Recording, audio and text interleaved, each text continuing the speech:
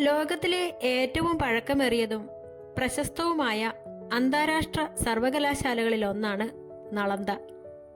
ഇന്ന് ബീഹാർ എന്നറിയപ്പെടുന്ന പുരാതന ഇന്ത്യയിലെ മഗധ രാജ്യത്തിൽ സ്ഥിതി ചെയ്തിരുന്ന ഈ മഹാവിദ്യാലയം അറിവിന്റെയും സാംസ്കാരിക കൈമാറ്റത്തിന്റെയും ആഗോള കേന്ദ്രമായിരുന്നു. നളന്ദ സർവകലാശാലയുടെ ചരിത്രം പ്രധാനമായും 3 ഘട്ടങ്ങളായി തിരിക്കാം.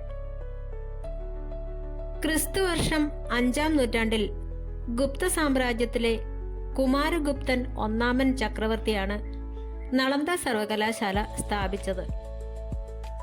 പിന്നീട് വന്ന ഹർഷവർദ്ധനൻ ചക്രവർത്തിയും പാല വംശജരായ രാജാക്കന്മാരും ഈ സർവകലാശാലയെ വളരെയധികം പിന്തുണയ്ക്കുകയും സംരക്ഷിക്കുകയും ചെയ്തു. Korea, Japan, China, Tibet, Indonesia, Persia, Turkey തുടങ്ങിയ നിരവധി വിദേശ രാജ്യങ്ങളിൽ നിന്നുള്ള വിദ്യാർത്ഥികളും പണ്ഡിതന്മാരും ഇവിടെ പഠിക്കാനായി എത്തിയിരുന്നു. ചൈനീസ് സഞ്ചാരിയായ ഹുയാൻസാങ് 7-ാം നൂറ്റാണ്ടിൽ ഇവിടെ വരികയും വർഷങ്ങളോളം താമസിച്ച് പഠിക്കുകയും ചെയ്തിട്ടുണ്ട്.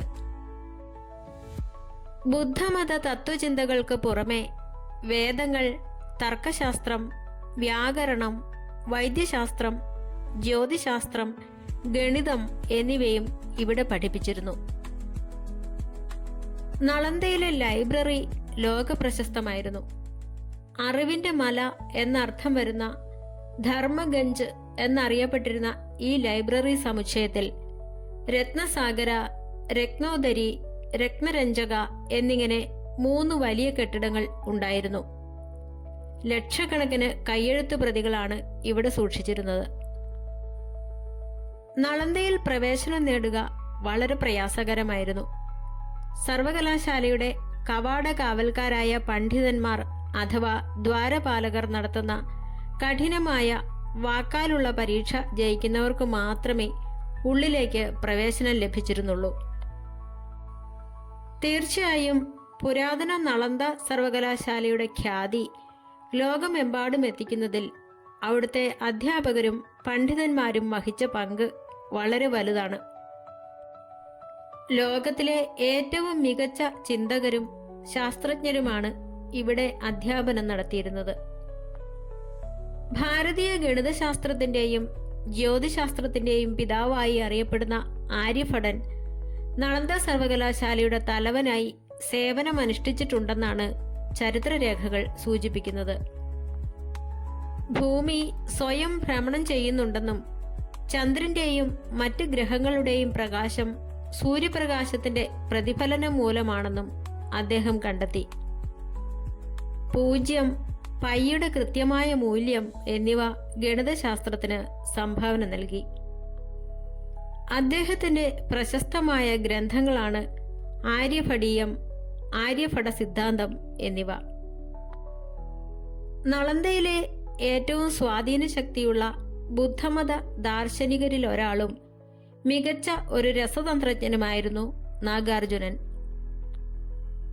ബുദ്ധമത തത്വചിന്തയിലെ പ്രശസ്തമായ കൺസെപ്റ്റ് ഓഫ് എംപ്റ്റിനെസ്, അതായത് ശൂന്യതാവാദം അല്ലെങ്കിൽ മാധ്യമിക ശാഖ വികസിപ്പിച്ചത് അദ്ദേഹമാണ്.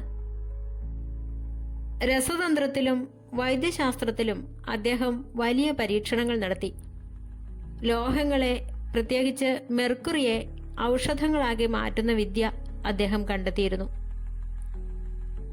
7-ാം നൂറ്റാണ്ടിൽ നളന്ദ സർവകലാശാലയുടെ പ്രധാന മേധാവിയായിരുന്നു ആചാര്യ ധർമ്മപാലൻ.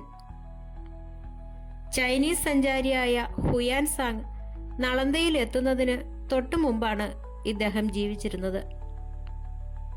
ബുദ്ധമതത്തിലെ വിജ്ഞാനവാദം എന്ന തത്വചിന്തയെക്കുറിച്ച് മികച്ച വ്യാഖ്യാനങ്ങൾ അദ്ദേഹം എഴുതി. ഹുയാൻസാങ്ങിന്റെ അധ്യാപകനായിരുന്ന ശീലഭദ്രന്റെ ഗുരു കൂടിയായിരുന്നു ധർമ്മപാലൻ.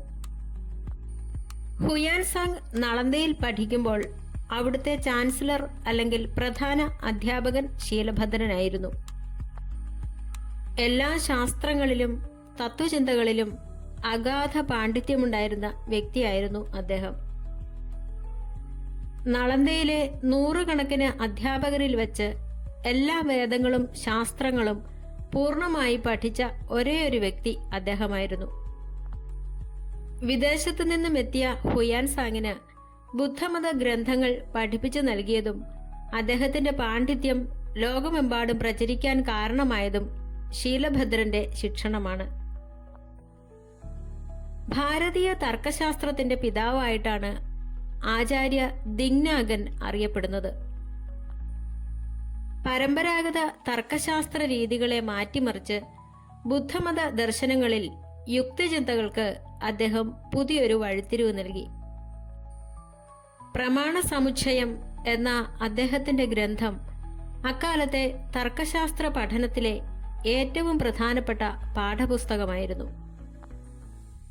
ചന്ദ്രകീർത്തി, അസിംഗൻ, വസുബന്ധു, ശാന്തരക്ഷൻ തുടങ്ങിയ ഒട്ടനവധി പ്രഗത്ഭരായ പണ്ഡിതന്മാരും നളന്ദയിൽ അധ്യാപകരായിരുന്നു. ഇവരിൽ പലരും പിന്നീട് ടിബറ്റിലും ചൈനയിലും പോയി ബുദ്ധമതവും ഭാരതീയ വിജ്ഞാനവും പ്രചരിപ്പിക്കാൻ നേതൃത്വം നൽകി. ക്രിസ്തുവർഷം 1193 അഫ്ഗാൻ ഭരണാധികാരിയായ കുത്തബുദ്ദീൻ ഐബക്കിന്റെ ജനറലായിരുന്ന ബക്തിയാർ ഖിൽജി നളന്ദ ആക്രമിക്കുകയും പൂർണ്ണമായി നശിപ്പിക്കുകയും ചെയ്തു. ഖിൽജിയുടെ സൈന്യം അവിടുത്തെ സന്യാസിമാരെയും പണ്ഡിതന്മാരെയും കൂട്ടക്കൊല ചെയ്യുകയും പ്രശസ്തമായ ലൈബ്രറിക്ക് തീയിടുകയും ചെയ്തു. ലക്ഷക്കണക്കിന് അപൂർവ ഗ്രന്ഥങ്ങൾ അടങ്ങിയ ആ ലൈബ്രറി മാസങ്ങളോളമാണ് കത്തിക്കൊണ്ടിരുന്നതെന്ന് ചരിത്രം പറയുന്നു. ഇതോടെ ഏതാണ്ട് 800 വർഷത്തോളം പ്രകാശിച്ചു നിന്ന ഒരു ജ്ഞാനകേന്ദ്രം ഇല്ലാതായി. 2016 യുനെസ്കോ നളന്ദയുടെ അവശിഷ്ടങ്ങളെ ഒരു ലോക പൈതൃക കേന്ദ്രമായി പ്രഖ്യാപിച്ചു. കൂടാതെ പുരാതന നളന്ദയുടെ ഓർമ്മ നിലനിർത്താനായി ഭാരത സർക്കാരിന്റെ നേതൃത്വത്തിൽ രാജ്ഗീറിൽ ഒരു പുതിയ അന്താരാഷ്ട്ര നളന്ദ സർവകലാശാലയും സ്ഥാപിതമായിട്ടുണ്ട്.